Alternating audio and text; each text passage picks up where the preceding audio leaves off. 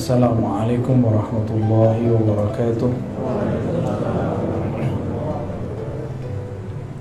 Alhamdulillah rabbil alamin, hamdal hamidin, hamdal mustaghfirin, hamdan yuwafi ni'amahu yukafi'u mazidah. Allahumma bika asbahna wa bika amsayna wa bika nahya wa bika namutu wa bika nusyur. Asbahna ala fitratil Islam wa kalimatil ikhlasi wa ala dini nabiyina Muhammad wa ala millati abina Ibrahim hanifa wa ma kana minal musyrikin. Allahumma nas'aluka al-'afwa wal 'afiyah fid din wad dunya wal akhirah. Allahumma ihfazna min bayni aydina wa min khalfina wa an yaminina wa an shimalina wa min fawqina wa na'udzu bika ya rabbana min an nuqtala min tahtina wa akhrijna ya rabbana min zulumatil wahmi wal jahli ila al-ma'rifati bil amin ya rabbal alamin. Bapak Ibu Saudara sahabat dimuliakan Allah, insyaallah pagi ini kita akan membedah hadis-hadis mengenai akhir zaman, terutama mengenai zuhuril Mahdi, kemunculan Al-Imam Al-Mahdi.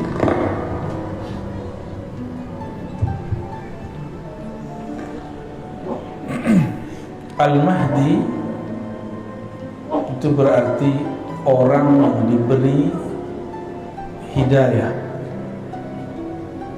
Al-Mahdi berarti sosok yang dibimbing oleh Allah Subhanahu wa ta'ala, ya.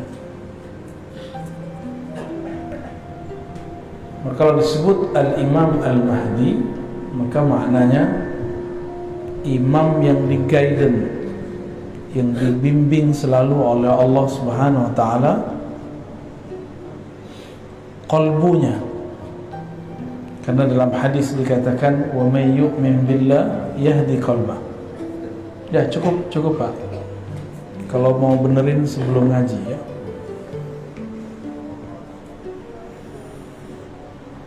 Wa may yu'min billah yahdi qalbah. Siapa yang percaya kepada Allah, maka Allah akan bimbing kalbunya.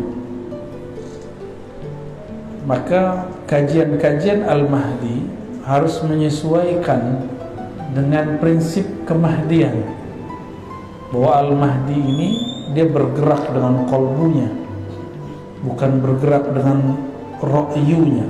Ra'yu artinya pikiran. Kalau pikiran bisa cocok-cocokan, ya, dicocok-cocokkan dengan teori ini, teori itu, bukan berdasarkan gerak yang ada di dalam kalbunya. Ini dua hal yang berbeda, ya. Hari ini banyak orang yang halu, atau banyak orang yang ngaku-ngaku pergerakannya pergerakan Al-Mahdi, sedangkan Al-Mahdi itu orang yang tidak mungkin ngaku-ngaku, karena dia dihidayahkan oleh Allah Subhanahu wa ta'ala. Al-Imam Abu Daud nulis satu bab khusus mengenai Kitabul Mahdi, bab mengenai Al-Imam Al-Mahdi. Nah, ini saya bacakan beberapa hadisnya. An Abdullah bin Mas'ud, dari Abdullah bin Mas'ud, anil Nabi sallallahu alaihi wasallam, dari Nabi sallallahu alaihi wasallam, "Law lam yabqa min ad-dunya illa yawmun."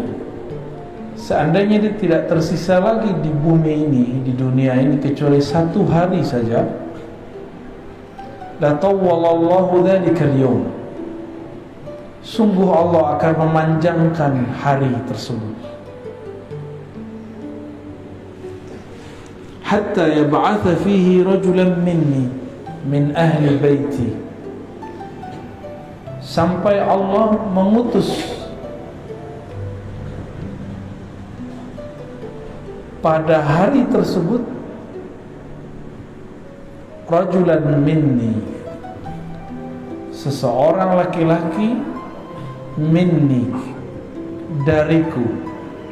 Dalam riwayat ini ditambahkan min ahli baiti, dari ahlu baitku. Apa arti ahlu bait? Keluarga Rasulullah sallallahu alaihi wasallam. Ahlul bait itu yang inti. Jadi ada ahlul bait secara umum, istri-istri Nabi, begitu juga Bani Hashim. Tapi ada ahlul bait yang khas, anak-anak Rasulullah, mantu-mantunya dan cucu-cucunya. Maka dalam hal ini yang termasuk di dalamnya adalah Utsman, Ali. Terkhusus untuk Sayyidina Ali karena dari beliaulah bersambung nanti zuriat Rasulullah SAW dari jalur Fatimah.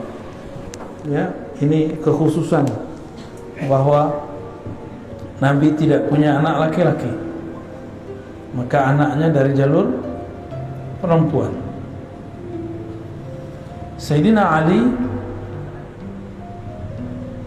punya anak Hasan Hussein, dan Nabi SAW sangat mencintai mereka. Jadi ahlul bait yang khas disebut Nabi siapa? Khadijah, Fatimah, Hasan Hussein dan Ali. Ini yang disebut ahlul bait. Maka zuriat Sayyidina Hasan dan Hussein, mereka lah yang disebut dengan zurriyah, keturunan ahlul bait. Ini secara harfiah. Oleh karena itu, di akhir zaman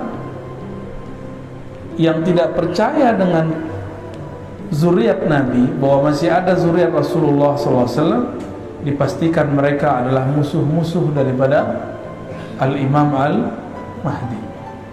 Berarti mereka masuk kelompok yang disebut Khawarij. Kelompok apa namanya? Khawarij. Lalu disebutkan di sini ciri-cirinya. Yuwati ismi. Yuwati bahasa Arabnya muwata'ah. Muwata'ah berarti muwafaqah, munasabah. Sama namanya dan namaku. Ini secara harfiah. Tapi kembali kepada bahasa Arab, yuwati ismuhu ismi wasmu abihi ismu abi. Ya, tapi di riwayat lain tanpa kalimat abi. Ini yang paling sahih. Isimnya sama dengan isimku. Dalam banyak kajian saya sudah menjelaskan bahwa isim yang kita terjemahkan nama ternyata kurang tepat. Karena kalau sekedar nama, sudah banyak zuriat Nabi bernama Muhammad, benar, atau Ahmad, atau Mahmud, dan nama ayahnya Abdullah, sudah banyak. Ternyata maksud daripada isimnya berkesesuaian dengan isimku. Itu maksudnya adalah isim dalam pemaknaan yang lebih luas. Ya. Apa arti ism? Al-ismu al-alamu was-sumu. Jadi ism itu maknanya tanda-tanda. Dan yang kedua, as-sumu, ketinggian ilmu. Jadi apapun tanda-tanda yang ada pada diri Rasulullah SAW, maka akan ada pada Al-Imam Al-Mahdi. Nah sekarang nih Mahdi palsu lagi nyocok-nyocokin tanda-tanda dia.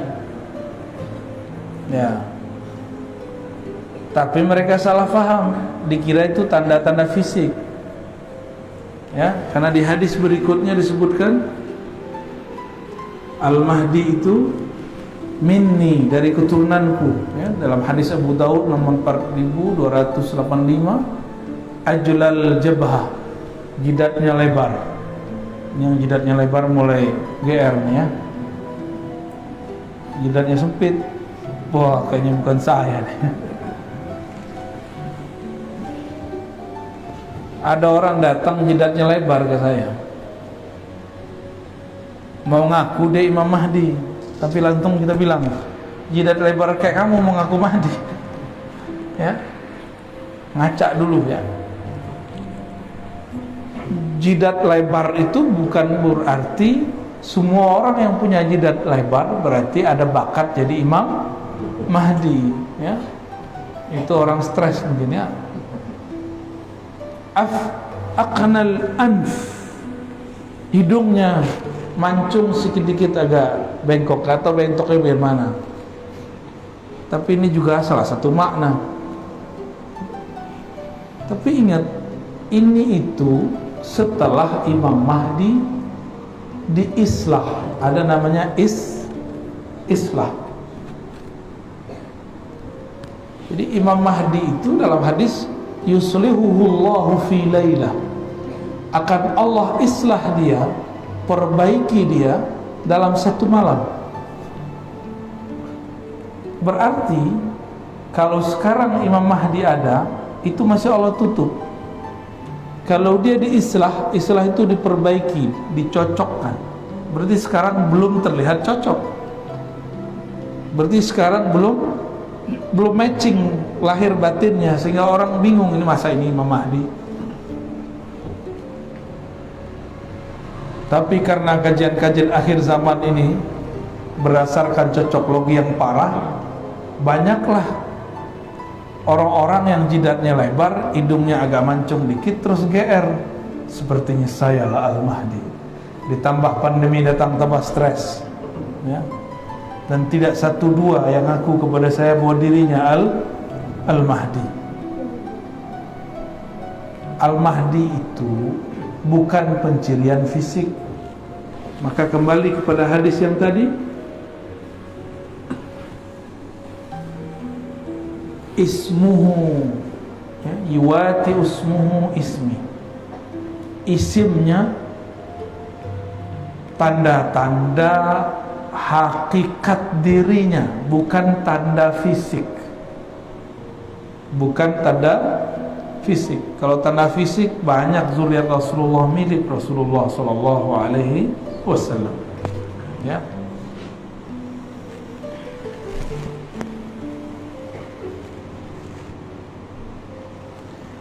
Lalu apalagi artinya as-sumu, ketinggian derajat.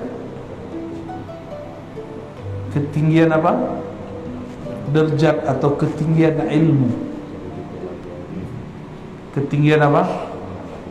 Ketinggian ilmu.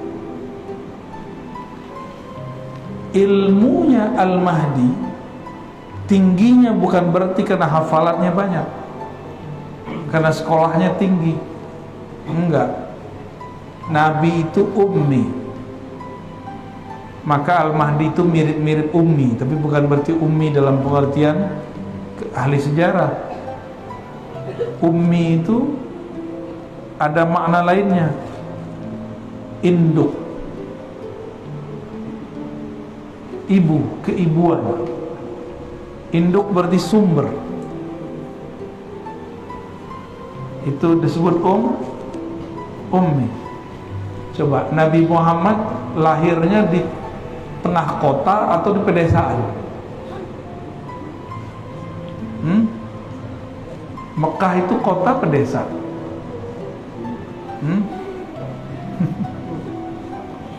Desa apa kota tuh Mekah itu?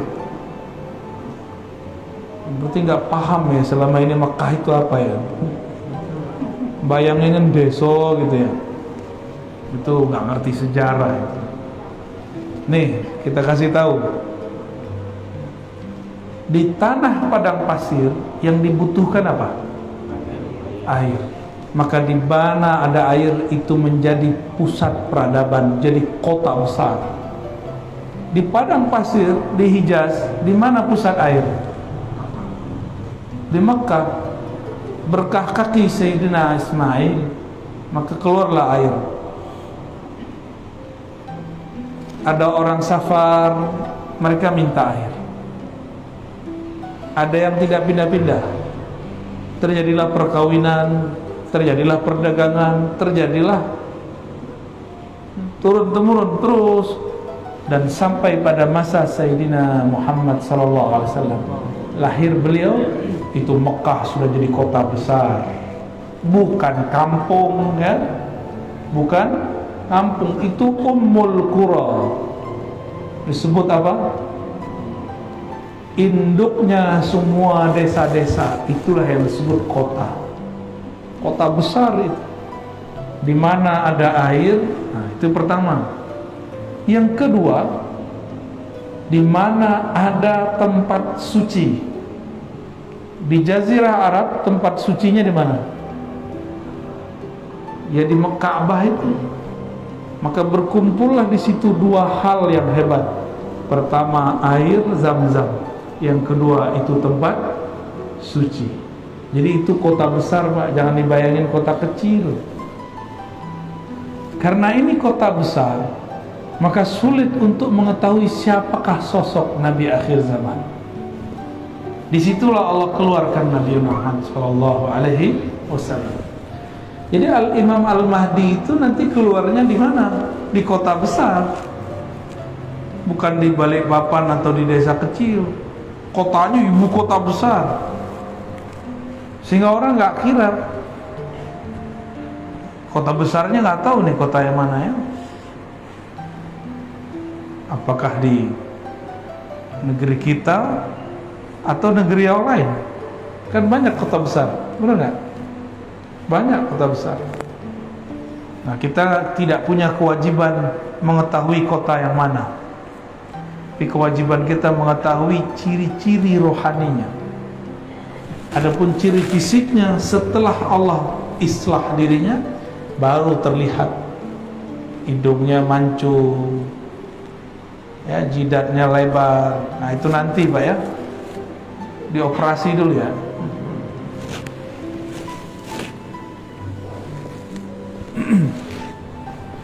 Nabi Muhammad SAW ketika kecil, kolbunya dibersihkan oleh Sayyidina Jibril, Sayyidina Mikail. Maka Al-Imam Al-Mahdi itu kecilnya pasti dibersihkan juga oleh Allah. Bukan mimpi, keadaan jaga. Karena Nabi Muhammad SAW mengatakan, waktu aku kecil, tiba-tiba ada dua makhluk putih bersayap turun dari langit,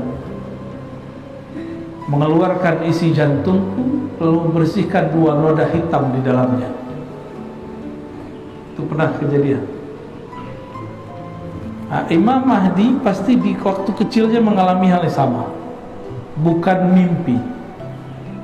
Kalau mimpi nggak masuk, mungkin dia cuma seorang wali, bisa jadi wali Allah, bisa jadi wali setan. Apalagi Nabi Muhammad SAW ketika beliau jalan, ya, jalan di pohon mengucapin salam. Ini jidatnya lebar nih. Itu pohon mengucapin salam enggak? Kalau iya langsung dibilang orang kayaknya miring nih ya. Masa pohon mengucapin salam? Nabi Muhammad SAW melewati pepohonan, bebatuan, itu batu mengucapkan salam. Terbayang nggak? Lagi jalan tenang-tenang, tiba-tiba dengar suara batu. Gimana? Batu ngomong. Kabur atau tetap di situ? Mana? Kabur ya? Ah, saya yakin yang sudah umur 50-60 aja penakut ya.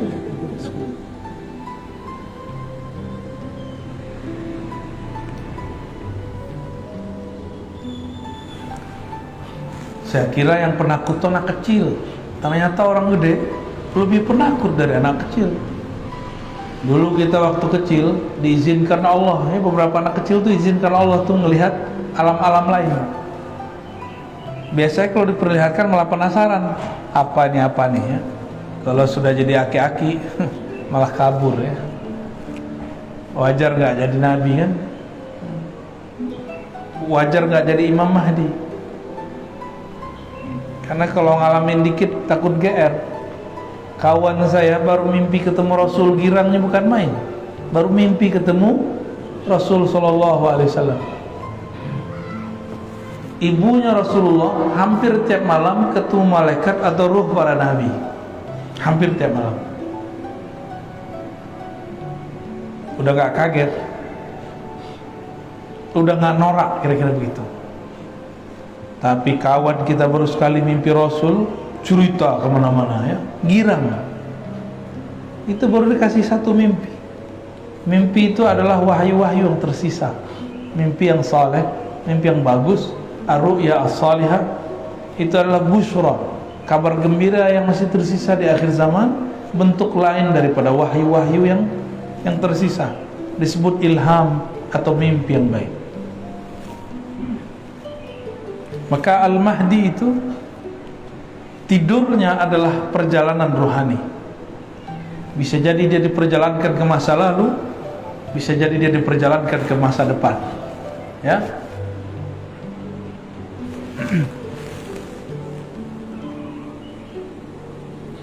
Lalu apa yang terjadi sebelum Al-Mahdi keluar? Hatta yab'atha fihi rajulan minni min ahli baiti wa ismuhu ismi wa ismu abi ismu abi yamla'u al-ardha qistan wa 'adla kama muli'at zulman wa jawra. Al-Mahdi itu tugasnya memenuhi bumi dengan keadilan, sebagaimana bumi sudah dipenuhi dengan kezaliman. Berarti ciri-ciri turunnya Al-Mahdi, bukan turunnya, khuruj, munculnya Al-Mahdi nanti, imam akhir zaman itu, kalau bumi sudah dipenuhi oleh ketidakadilan. Ini bukan tidak adil versi ahli politik ya? Tidak adil secara umum global, karena lafaznya bukan Indonesia, bukan Saudi, bukan Malaysia, bukan Singapura. Lafaznya al-ardu, bumi.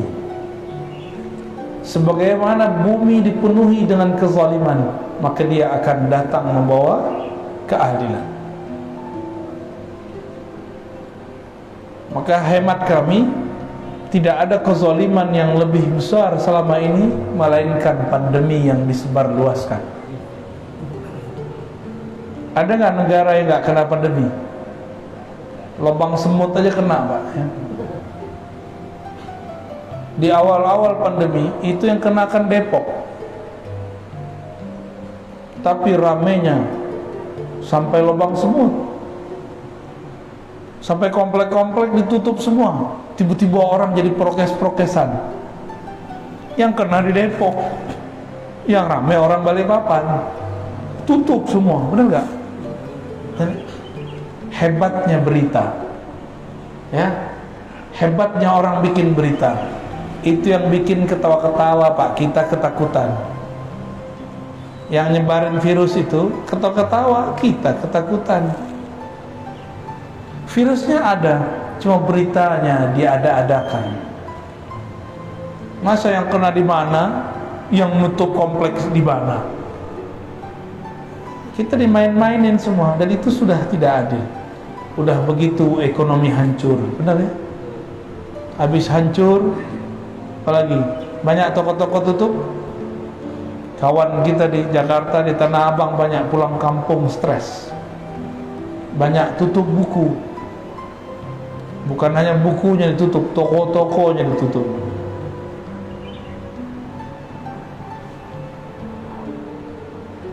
Ternyata Nabi sudah pernah mengabarkan dulu, di akhir zaman pasar-pasar di mana-mana tapi sepi.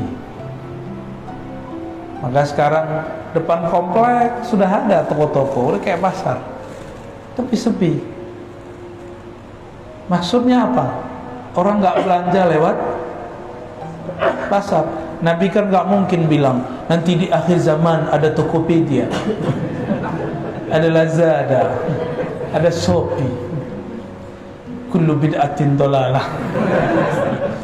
Nggak mungkin Nabi bicara dengan lafaz-lafaz begitu. Tapi Nabi kan diperjalankan ke masa depan, ke masa kita, dan Nabi lihat orang-orang menggunakan handphone. Tapi kan nggak mungkin Nabi bilang nanti ada benda kecil dipencet-pencet. Nggak mungkin Nabi ngomong begitu ya. Nabi ngomong dengan bahasa para sahabat. Ini handphone canggih ya. Mau berangkat ke Jakarta tinggal pencet-pencet kan, Ngaji. Zaman kita dulu masih kecil, waduh, masya Allah. Apa namanya dulu? Warung telkom apa? Wartel, bukan warteg ya. Wartel, ribet. Nelfon 5 menit, kenanya 50.000. Sekarang Bapak bisa telepon sepanjang-panjangnya, ya, secapek-capeknya, sampai doer bibirnya boleh, sampai habis tuh baterainya boleh, tapi nggak nyampe 50.000. Jadi ke depan fasilitas hidup tambah mudah, tapi karena manusia dimanjakan, maka perasaan dia susah sedikit terasa susah sekali. Kita ini terlalu manja, Pak. Dulu kita biasa kemana-mana jalan kaki, benar. Sekarang cuma 100 meter pakai mobil, gaya benar ya. Cuma ke depan 500 meter udah pakai motor. Wajar kalau sudah banyak penyakit hari ini. Masih muda, penyakitnya sudah banyak ya. Ini juga zolim kepada badan. Itu bagian dari kezaliman ya. Salah satu ciri Al-Mahdi nanti, banyak anak-anak muda sudah sakit-sakit badannya, udah gak sehat karena pemalas, disebut kaum rebahan. Baru dengar ya? Udah muncul Pak istilah itu, kaum rebahan ya. Maka kita yang ngaji-ngaji begini, jangan rebahan lah ya. Sandaran boleh, rebahan jangan ya. Gak sopan ngaji kok rebahan ya. Tapi di rumah boleh ya. Ya di rumah kan aneh gak lihat untuk mengaji kayak gimana. Maka disebutkan seandainya hanya sisa 1 hari kiamat, maka di hari itu Allah panjangkan rasanya ribuan tahun. Ya ba'asu, Allah kirimlah. Nah ini bahasanya ya ba'asullah rajulan, Allah utus. Berarti Al-Mahdi ini utusan juga, cuma bukan sebagai Rasul, bukan sebagai Nabi, sebagai wali. Oh berarti wali diutus? Oh iya, wali itu ada tugasnya, maka disebut wali. Wali kota aja ada tugasnya, masa waliullah gak ada tugasnya? Waliullah itu kerjanya bukan megang tasbih doang ya. Kalau megang tasbih doang mah ahli zikir biasa itu. Wali Allah itu orang yang ditugaskan oleh Allah untuk menjaga alam semesta. Maka ada wali Allah di gunung, ada wali Allah di sungai, ada wali Allah di laut, ada wali Allah di kutub utara, di kutub selatan, ada wali Allah jagain awan, ada wali Allah jagain batu bara tuh biar gak kebakar terus. Makanya aneh, musimnya selalu ada hujannya, benar gak? Kalau enggak kebakar terus itu kalau nggak ada wali Allah nggak jadi. Kekasih Allah, kekasih Allah ini doa-doa mereka menyejukkan alam semesta, zikir-zikir mereka menenangkan alam semesta, langsung tenang itu alam. Allah itu memandang ke dalam kolbunya alam adalah wali Allah. Kolbunya alam adalah, jadi kalau sudah tidak ada wali-wali Allah itu kiamat bumi. Wali Allah itu bukan orang sakti, tapi orang yang kenal kepada zat yang maha sakti. Itulah puncaknya nanti pada Al-Imam Al-Mahdi. Di dalam hadis Imam Ahmad dikatakan, seperti yang pernah saya sebutkan dalam banyak tempat, itu imam akhir zaman, khilafahnya ala minhajin nubuwah, pemerintahannya bukan lagi monarki demokrasi. Jadi kita nggak nyalahin demokrasi, nggak nyalahin monarki, emang itu udah sunnatullah. Nanti beliau pemerintahannya, minhajnya, sistemnya, sistem nubuwah, Nubuwah itu beda dengan risalah. Nubuwah itu beda dengan ilmu fikih, apalagi ilmu hadis. Al-Habib cuma bilang mana dalilnya, itu nggak cukup. Nubuwah itu ilmu yang Allah turunkan, yang Allah simpan di dalam kalbu kekasih-kekasihnya. Itu disebut dengan nubuwah. Maka Al-Mahdi itu dia bergerak dengan gerakan di dalam kalbunya berdasarkan petunjuk dari Allah Subhanahu wa ta'ala. Bukan hanya sekedar hafalan Al-Quran, dia dapat ilham langsung dibimbing oleh Allah. Dan gak mungkin lah ya Al-Mahdi main YouTube ya. Yamliku sab'a sinin, dia nanti akan memimpin, mentadbir alam selama 7 tahun. Di riwayat lain 5 tahun. Ada yang paling panjang menyebutkan 9 tahun. Tapi nggak usah khawatir Pak. Sebelum beliau memerintah, beliau sudah muncul. Di saat itu terjadi paceklik di alam semesta. Lalu puncaknya 40 hari Ad-Dajjal, Al-Masihud Dajjal keluar. Tapi 40 hari sama seperti 40 tahun. Lama rasanya. Kok bisa?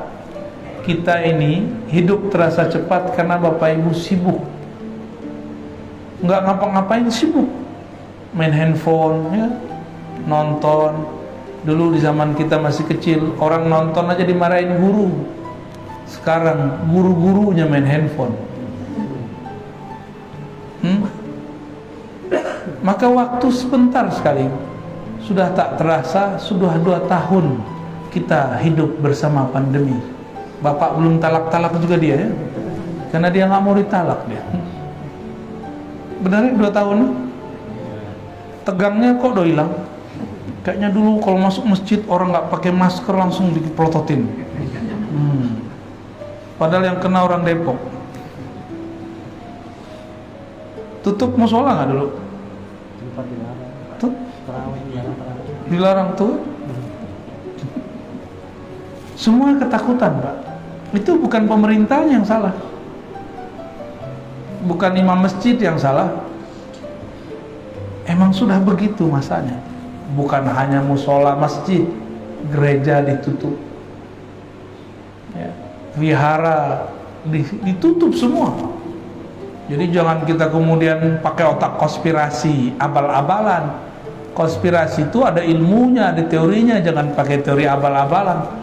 Wah, ini tanda nih, tanda ingin menghancurkan umat Islam nih. Wah, mesti ditutup. Ya salam. Kristen juga tutup gerejanya. Yang waras kalau mikir ya, mikir itu yang cerdas sekalian, yang kritis sekalian, benar sekalian ya. Jangan nanggung kalau kritis. Jangan mikir begitu ya. Semua Pak. Karena Dajjal itu musuh semua agama. Musuh semua agama. Nanti ada masa handphone tidak bekerja. Ini kabar buruk Pak. Saya bukan nakut-nakutin. Kata ahli bahan bakar di dunia. Ini kan Balikpapan ini punya, ada Pertamina, dulu ada Chevron ya, ada Total. Masih ada nggak tuh? Udah nggak ada ya? Udah angkat kaki dia. Itu ciri-ciri itu dah. Nanti 2030 kata mereka, mobil-mobil kita yang pakai bensin, pakai solar, nanti nggak bisa lagi, kehabisan energi. Jadi mumpung masih bisa beli mobil bensin, Pak, beli Pak sekarang. Nggak juru juga ya. Maksud saya sederhana. Ilmu tentang akhir zaman itu beda ahli, beda ibarat, beda istilah. Kita menyebutkan di akhir zaman semua kembali manual, gitu. Ya. Tapi dalam bahasa orang-orang ekonom, bahasa orang-orang ahli bahan bakar segala macam, nanti 2030 orang mesti beralih kepada listrik. Saya nggak yakin juga. Tunggu Pak 2030 ya. Bapak mau nunggu nggak? Ya, mobil-mobil katanya yang bensin apa nggak ada lagi. Ini sudah kabar, berarti ada kesepakatan antara ahli agama dan orang-orang yang di luar ahli agama, cuma beda istilah. Kita nyebutnya apa tadi? Nanti serba manual. Gimana Pak? Takut nggak? Itu beda lagi. Takut itu macam-macam bahasa Arabnya. Kalau takut sama Allah namanya takwa, khasyah. Ada khauf, itu beda lagi. Ada hazar. Bapak takut nggak sama ular? Katanya takut sama Allah. Waktu pandemi orang buka masker batuk-batuk takut. Itu namanya waspada. Bahasa Arabnya hazar, hazrun ya.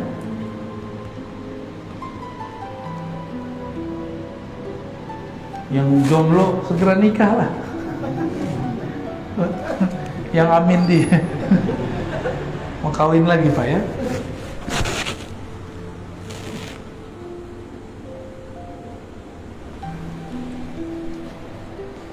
Di dalam hadis yang lain, hadis 4286 riwayat Imam Abu Daud, Ummu Salamah mengatakan yakunu ikhtilafu inda mauti khalifah fayakhruju rajulun min ahli Madinah hariban ila Makkah fayatihi nasun min ahli Makkah fayukhrijunahu wa huwa karihun fayubayi'unahu bin ar-rukni wal maqam wa yub'atsu ilaihi ba'sun min ahli Syam.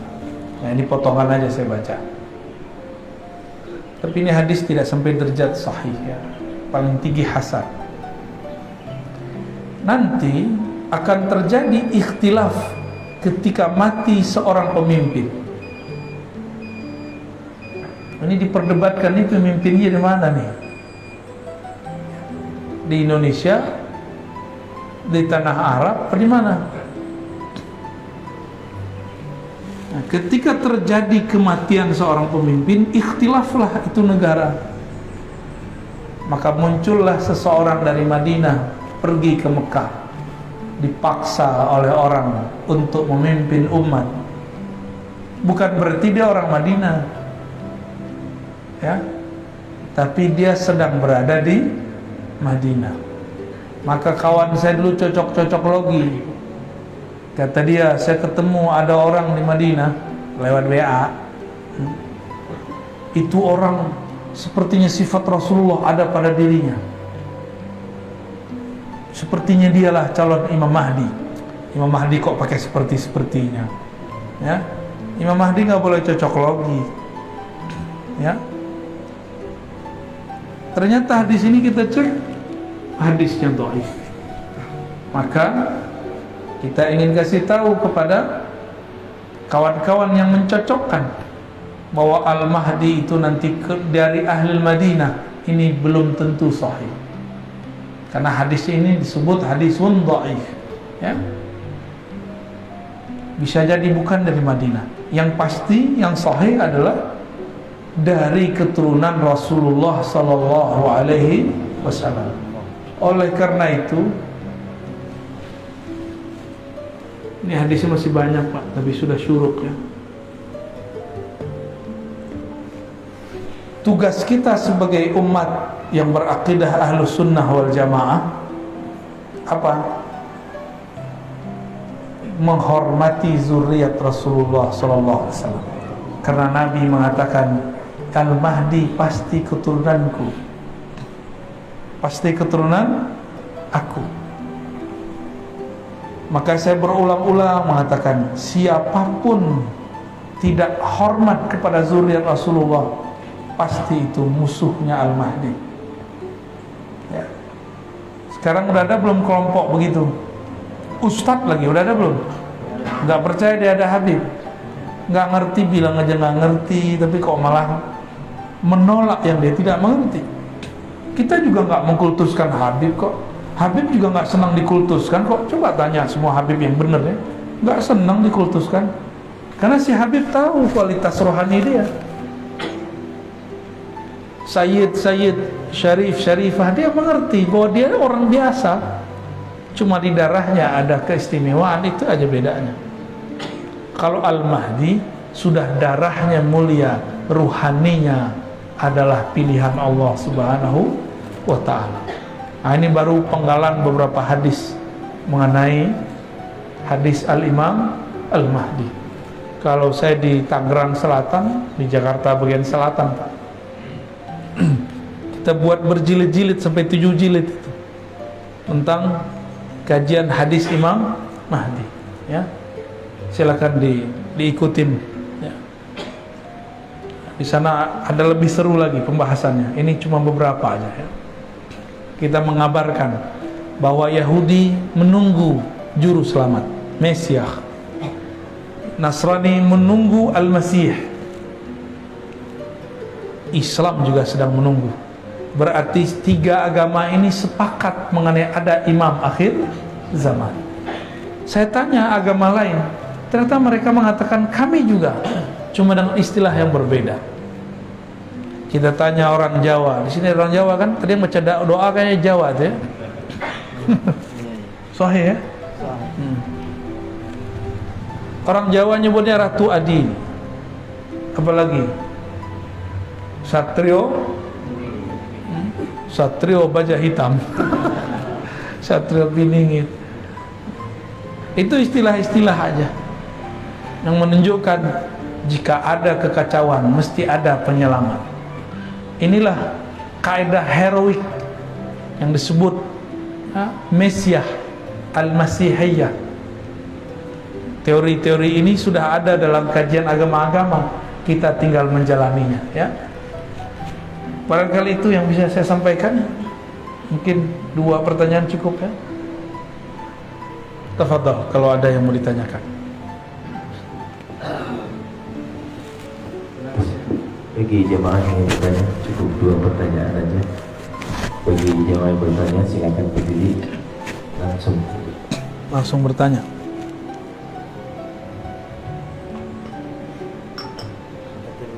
Ini aja, air putih.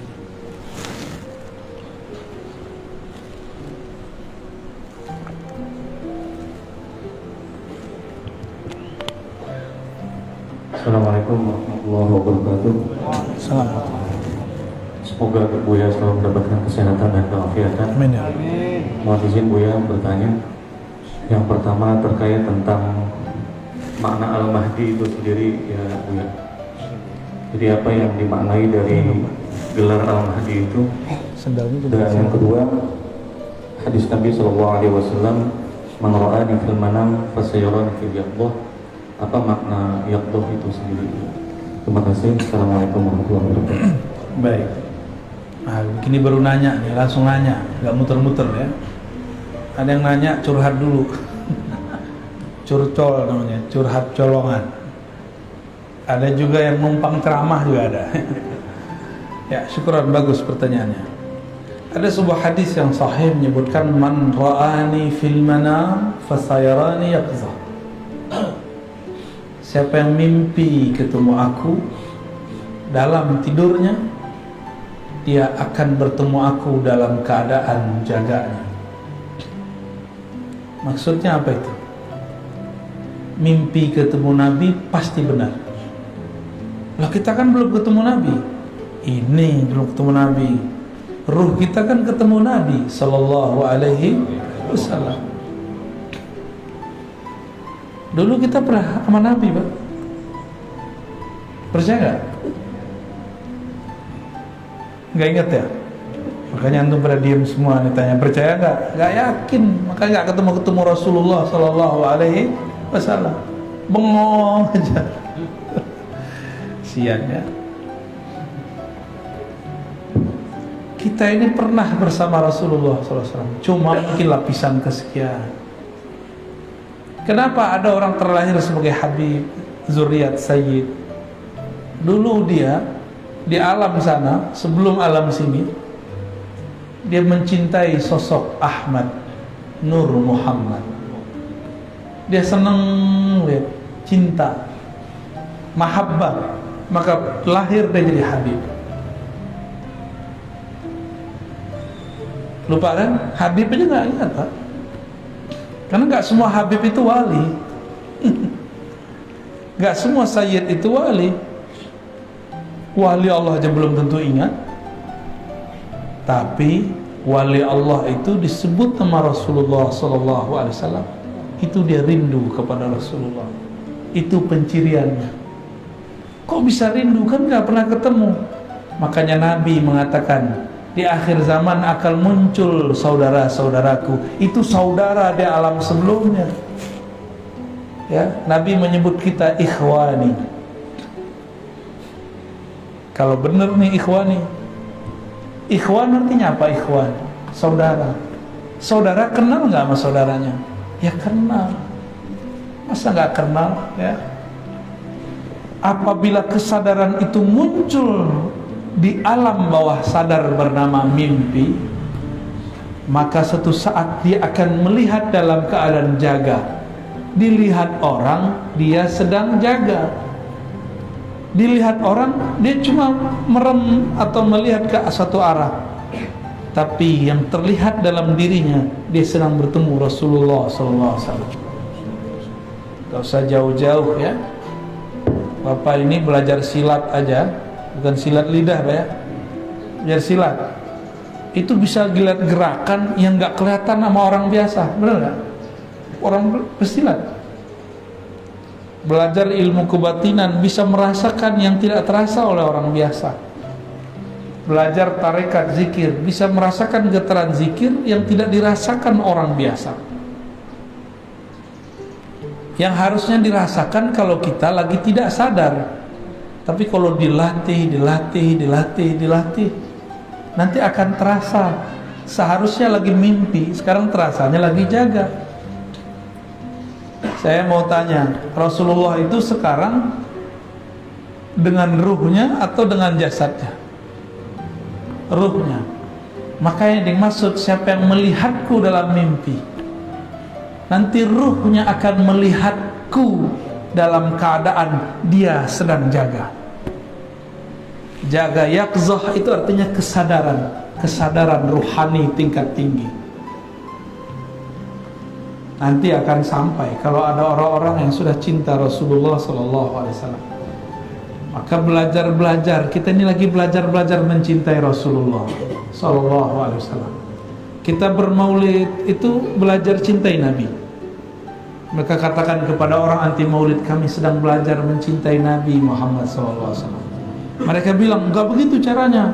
Tapi dengan apa? Mereka buat pengajian. Kajian yang disebut kajian sunnah. Ya sama aja ya, kan kita juga menyebut sunnah. Cuma beda-beda istilah aja. Kok dia disebut sunnah, kita nggak disebut sunnah? Kan sama-sama baca hadis Nabi Sallallahu Alaihi Wasallam. Bapak Ibu sahabat yang Allah, itulah lebih kurang maknanya. Siapa yang mimpi ketemu aku, melihat di alam bawah sadarnya, berarti dia akan melihat aku dalam keadaan sadar. Orang ahli psikologi paham, mimpi itu adalah memori terdalam. Berarti pemahamannya sudah masuk ke dalam alam bawah sadarnya. Bapak ini kan lagi sadar nih. Ini lagi sadar namanya. Sadar itu otaknya cuma 10%, Pak.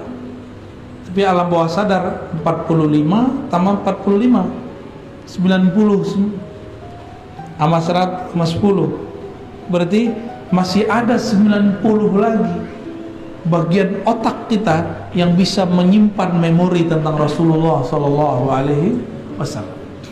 Kalau sudah terbawa mimpi, nunggu ketemu jaga. Ya, saya jamin. Tapi harus berguru biar tidak halu, ya. Biar nggak ngayal-ngayal. Biar nggak ngaku-ngaku baru ketemu Nabi udah ngerasa Mahdi aja, udah ngerasa wali, belum tentu. Orang kafir mimpi ketemu Nabi bisa tambah kafir, bisa tambah kafir. Maka ketemu Rasulullah belum tentu tanda baik. Abu Lahab ketemu Nabi nggak? Bukan mimpi, jaga. Mukmin atau kafir? Kafir. Abu Jahal ketemu, mukmin atau kafir? Abdullah bin Ubay ketemu, munafik atau mukmin? Munafik. Jadi tidak semua orang semasa dengan zaman Rasul SAW itu benar, ya. Maka nggak usah ngomong gini, coba kalau saya hidup di zaman sahabat, coba kalau saya hidup di zaman Nabi, saya yakin bapak ibu stres, kan nggak bisa punya handphone, nggak bisa main Facebook, nggak bisa YouTubean, nggak bisa ngaji lagi rebahan, nggak bisa makan. Dulu susah pak bener makan. Dulu bentar-bentar kawin, bentar-bentar perang.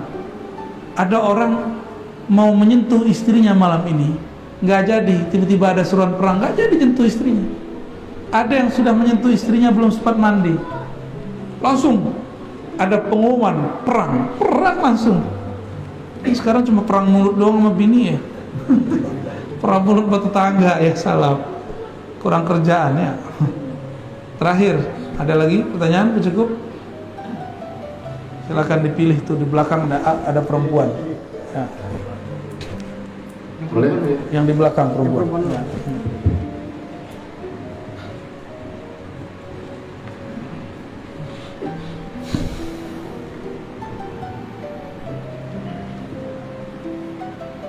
Assalamualaikum warahmatullahi wabarakatuh. Waalaikumsalam warahmatullahi wabarakatuh. Maaf Tuan Guru Buya, semoga kita dalam rahmat Allah SWT. Amin. Saya bertanya di luar tema. Silakan. Pertama, apakah tujuan Allah mengadakan kita di alam kenyataan ini? Yang kedua, tadi malam saya mendengar Tuan Guru menyampaikan sifat 20. Saya pernah mendengar sifat 13. Tolong dijelaskan Tuan Guru pada diri. Terima kasih. Baik. Wassalamualaikum warahmatullahi wabarakatuh. Waalaikumsalam warahmatullahi wabarakatuh. Apa tujuan Allah buat kita di alam nyata? Alam itu dibagi, Pak. Ini namanya alamul mulk, alam nyata.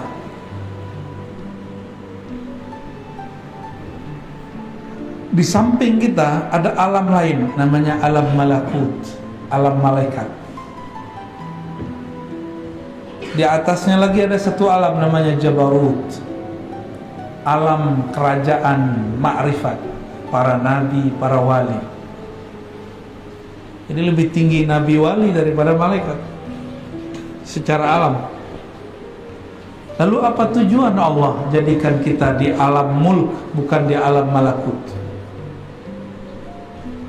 Manusia itu dipilih oleh Allah, inni ja'ilun fil ardi khalifah.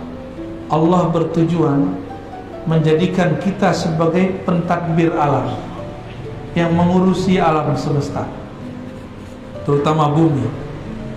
Inni ja'ilun fil ardi khalifah. Ini kalimatnya dalam surah Al-Baqarah. Sungguh aku hendak menjadikan di muka bumi khalifah. Apa arti khalifah? Pengganti yang tadinya sudah ada mengurus bumi, sekarang digantikan oleh manusia. Berarti sebelum manusia sudah ada makhluk lain. Ternyata dulu jin disebut Banul Jan, keturunan Jan, itu sudah pernah mengurus bumi. Tapi dasar mereka tercipta dari api, kerjanya membakar orang mulu, tengkar mulu. Terjadilah perperangan di setiap tempat, bunuh-membunuh. Mereka dulu masih tubuh fisik. Ini kalau tidak ada Nabi Syith, kita sama jin bisa gambar-gambaran, Pak. Ini rumah gua, ini rumah lu, rumah aneh, rumah ente gitu, ya. Ada yang lihat nggak? Nggak ya? Nggak lihat kan? Maka kalau ada sekarang orang bilang saya ngelihat jin, itu bohong. Yang dia lihat cuma energi, ya, energi. Kemudian dibayangkan pakai pikiran dia, muncullah sosok. Kenapa? Karena Nabi Syith dengan asma huruf-huruf rahasia dari Allah, dia mengunci alam semesta, ya. Nabi Syith ini seorang nabi, keturunan Nabi Adam, lahir di setelah Nabi Adam 400 tahun di muka bumi. 400 tahun baru lahir tuh anak namanya Nabi Syith. Ini ibu-ibu umurnya berapa? Ada yang 400 tahun? 400 tahun di bumi, Nabi Adam dan Sayyidatuna Hawa punya anak namanya Syith. Dia punya misi berputar di alam semesta untuk menutupi antara alam jasad manusia dengan alam jin. Kalau enggak, kita ini kaget-kaget ada melihat jin di genteng, ya kan? Lagi naik motor kayak mau ketabrak, minum-minum, udah nggak enak benar. Nah, kita bersyukur kepada Allah, Allah tutup itu. Kalau Allah sudah tutup, jangan minta dibuka. Pembukaan mata batin, ya salam.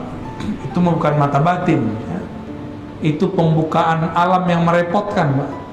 Sempit kalau alam ini kalau kelihatan begitu. Bapak tahu nggak? Kalau di rumah kita, di rumah yang muslim, itu jin muslim itu ada di genteng-genteng itu, di atap-atap itu, di dapur-dapur deh tuh, ya. Kalau yang agak jorok dikit di WC, coba tiap kali masuk WC ada dia, kan repot, Pak. Nggak jadi, malu kita kan, repot, benar-benar repot. Jadi tujuan Allah sebenarnya tidak perlu punya tujuan, tapi Allah bermaksud untuk mengajari kita. Jadi Allah mencipta berbuat tanpa perlu tujuan, karena tujuan itu hanya untuk yang tidak sempurna. Allah sudah sempurna, maha sempurna, maka dia mencipta suka-suka. Jadi tujuan itu untuk kita, bukan untuk Allah. Linabluwakum ayyukum ahsanu amala. Ketika kita mengurus bumi ini, kita diuji manakah yang terbaik karyanya. Nablu itu artinya bala, bala artinya ujian. Kita semua lagi diuji. Dikasih pandemi, sabar gak? Dikasih duit, syukur gak? Dikasih sehat, maukah beramal? Dikasih sakit, apakah dia kemudian muhasabah, ya? Malam tadi saya mau menyebut sifat 20. Apa bedanya dengan sifat 13? Ya sama. Sifat 20 itu dibagi sifat nafsiyah, yaitu wajibul wujud, al-wujud, lalu salbiyah, lalu ada ma'ani. Nah, digabung semuanya jadi 13. Ma'ani ada 7, ya, sama basar sampai akhir kalam. Itu sifat ma'ani. Jika Allah berkalam, maka sifatnya kalam, namanya mutakallim. Allah mendengar dengan samanya, dengan sifat samanya. Saat Allah mendengar, namanya samia, kaunuhu sami'an. Jadi itu cuma pelengkap penjelas daripada rukun apa sifat 13, ya. Itu sama, jadi tidak jauh berbeda. Dan uniknya, Imam Tahawi di Mesir, Imam Ash'ari di Baghdad, Imam Maturidi di Samarkand, ajaran mereka sama. Cuma waktu itu istilah 13-20 belum dipakai, tapi mereka sama-sama menyebutkan jumlah nama sifat yang sama, ya. Inilah kita beruntungnya jika kita berakidah dengan akidah ahlus sunnah. Begitu Bu ya. Semoga bermanfaat. Setelah ini kami ada jalan lagi. Mohon izin, kita tidak usah salam-salaman seperti biasa. Saya mohon pamit. Assalamualaikum warahmatullahi wabarakatuh.